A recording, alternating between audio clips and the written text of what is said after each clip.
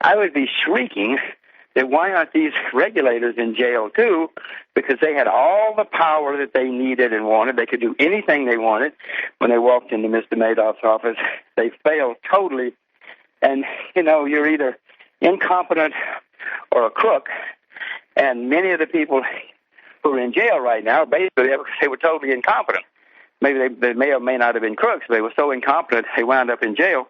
Some regulators should be in jail too, or should certainly lose their jobs. Jim, let me ask you about flash trading here and these front running of clients that would happen on Wall Street. They're talking about shutting that down now, but the exchange was in on it. They made some money. And if Jim Rogers, if you were managing money over here today, which I know your quantum fund returned over 4,200% in a decade, but if you were doing this today and you just front ran your clients and just made a little bit of money like they did, they would throw you in jail. But the exchange was in on it. They were making money. The big banks were making $22 billion a year, essentially stealing from people. What did you make of that when you saw that develop? Again, in the little quote that you read of mine, I talked about crony capitalism, how Mr. Greenspan and Mr. Bernanke have brought crony capitalism to America. Well, that's what it is. If you know people, you can dress it up in the right way, you don't have to worry. And that's exactly what's going on now. You probably don't even remember this, Jim, because you do so many interviews, but the year was 2002. The global markets, and in particular the U.S., were in free fall, and you were on a panel and made the statement, quote, what would be wrong if the U.S. stock market traded in a range of, say, 5,000 to 14,000 on the New York Stock Exchange for the next decade or so? How did you make that call, Jim? Because that is essentially exactly what has happened. How did you know that?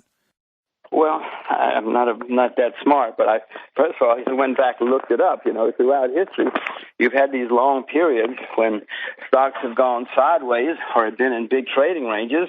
I could see that the market had been going up for 20 years, up until the end of 1999. And so, in my view, it was time, for many reasons, after a period of excess, for the U.S. to go back into nothing more than a big trading range.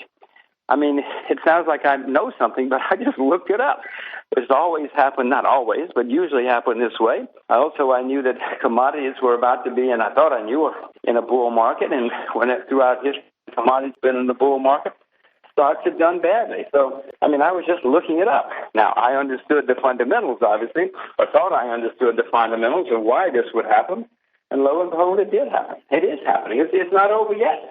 Jim, you are the leading authority in the world that I can bring on to discuss commodities. And you stated recently fundamentals continue to improve for commodities. Can you spend some time to elaborate on that?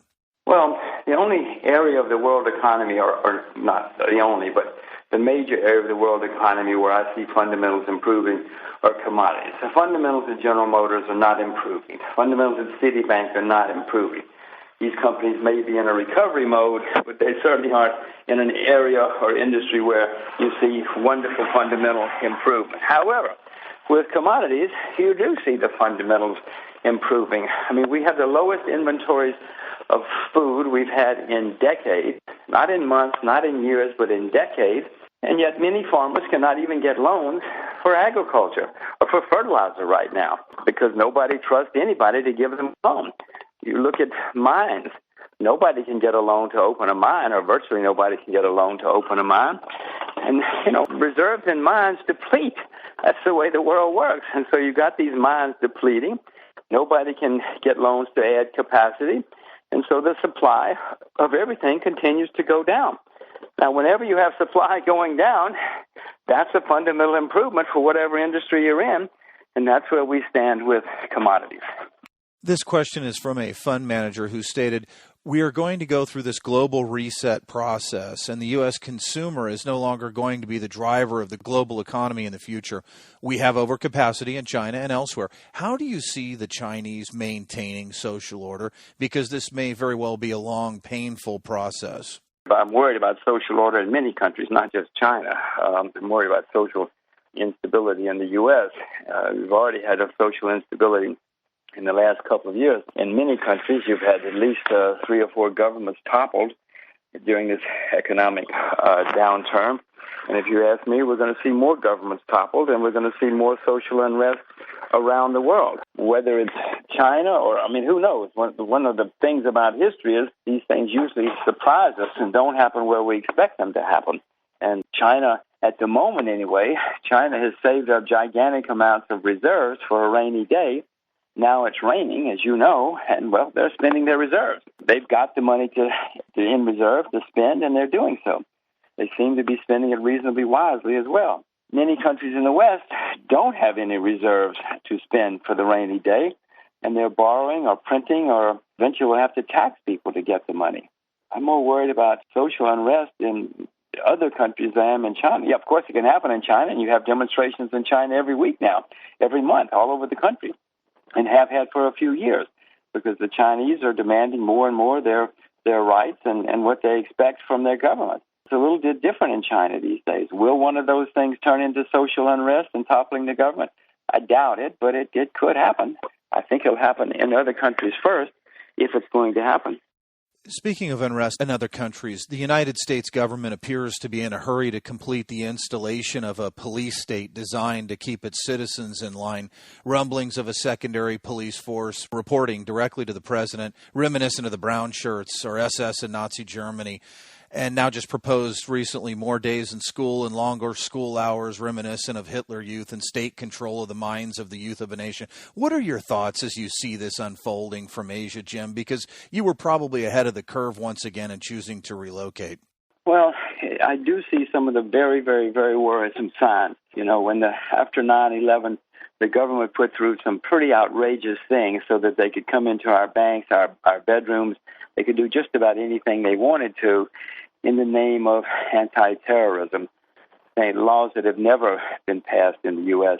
in 200 years. And someone, I think it was Benjamin Franklin, said people who give up their freedoms in a quest for security usually will wind up with neither. You know, and Benjamin Franklin made that quote in a time when there was a huge revolution. There was gigantic war. We were invaded by foreign powers, and we had foreign powers either side of us. We had the French on one side, the Spanish on another side, and the English to the north. And yet he still said, if you give up your freedoms looking for security, you will probably wind up with neither.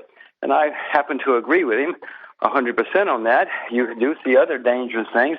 It hasn't gotten much press, but they've repealed the law of, what was it called?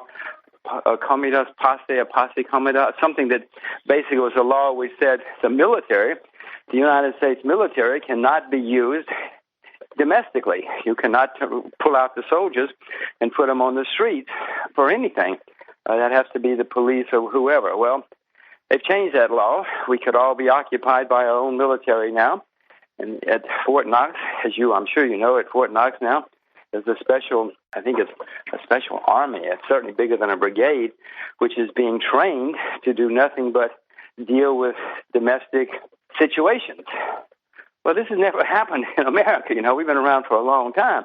And you haven't had, other than the part right after the war between the states, you've never had the military out in the streets quelling Americans or telling them what to do. And yet we now have on the books that we can do it. And Mr. Obama came to power saying he would repeal all those laws that Mr. Bush put through to go into our banks, our bedrooms, our phones, everywhere else. Well, he hasn't repealed them. In fact, he's renewed them, and in some cases apparently is making them work. This may be a little bit strange, Jim, but let me phrase this question because we have to be careful with all of our various patriot laws, as you know. But if I was let me ask the question this way. If I was a family member of yours, a close family member, would you be telling me to get out of the United States? Well, no, I can't tell anybody that, because after all, I mean, moving from Iowa to Illinois is a big move for anybody. I've done it a couple of times, and I know that's huge. It takes a lot of psychological preparation, and you need to really or want to move. We moved to Asia mainly because I want my children to learn Chinese. I'm convinced that Chinese is going to be an extremely important language in my children's lifetime, and the only way they can really become totally fluent in Chinese and in things Asian is to live in Asia. So that's why we moved here. Is it easy? No. Are we glad we did it? Yes, we are very glad we did it, because my children love their school. They love where they are. We're all very happy.